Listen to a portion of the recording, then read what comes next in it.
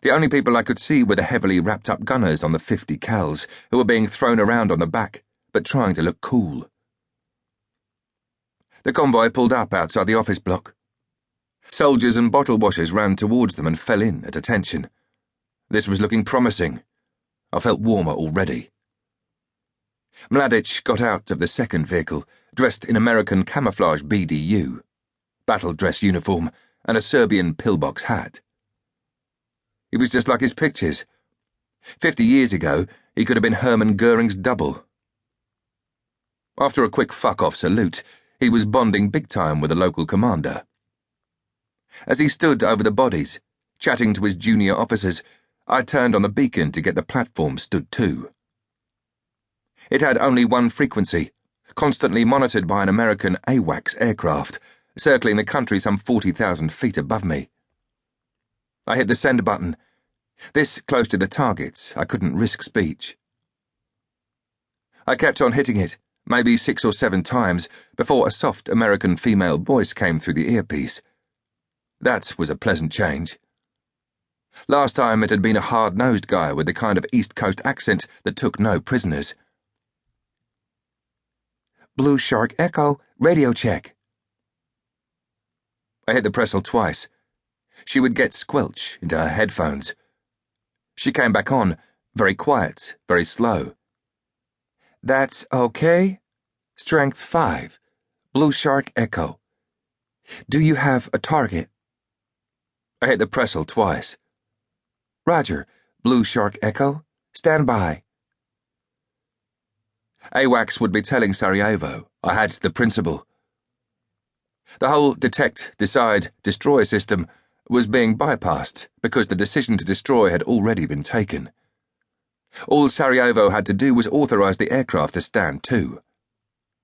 Because this job was known only to about a dozen people, there was no way the command setup could have operated from the UN safe zone at Sarajevo Airport.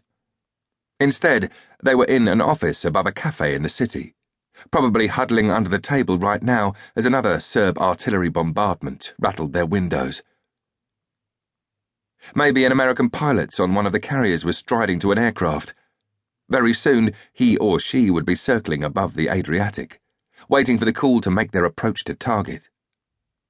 Maybe it was a Brit tornado based in Italy, less than the distance from London to Scotland, but a whole different world away.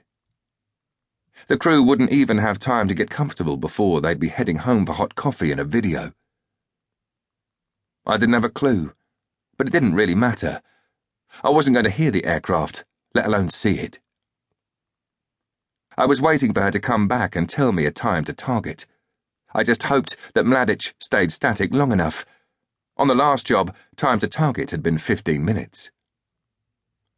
The bottle washers were getting busy again.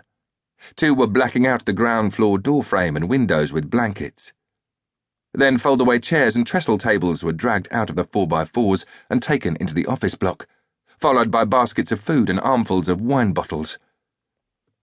I couldn't believe what came out next. A pair of candelabra, complete with candles. It reminded me of the cavalry officers I'd known before I'd joined the regiment, who'd carry the regimental silver with them in their tanks on major exercises and set the table for dinner as if they were taking a break from the charge of the Light Brigade. As an infantryman, I used to honk about the crap hats and their fancy ways, green with envy as I opened my ration can of sweaty processed cheese. Mladic just stood there with his hands on his hips, apparently oblivious to the carnage. My new best friend was back on the net. Blue Shark Echo over. I hit the Pressel twice. I hear you 5s, Blue Shark Echo. You will have a 15, that's 1-5, minute, time to target. Copy? I did. I hit the Pressel twice as I watched bundles of firewood being taken into the office. Smoke was soon streaming out of the cracks in the wall.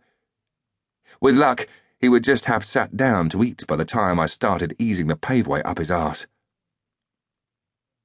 I pulled my glove off with my teeth, then slowly reached out to the front of the LTD and lifted a little plastic cover from the objective lens. Next, I dug around in the breast pocket of my sniper suit for some